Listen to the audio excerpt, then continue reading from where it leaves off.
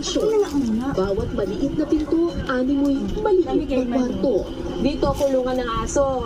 Tapos yung kabilang, kwarto. Sabi mo na nga po yan. Tingnan natin kung kaya ubusin. Pag hindi ba yung naubos sa'yo, may napapunta. Tapos ito, Ubusin. Papa na papa.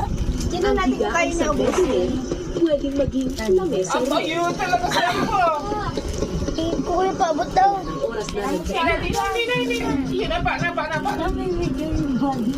salo-salo kami sa munting ganda. Dadala mo ako, te. Pati si Rolando, Ilabas natin, ilabas. ganun din ang mga alagang aso kasama sa salo-salo. Mamaya man nga ni.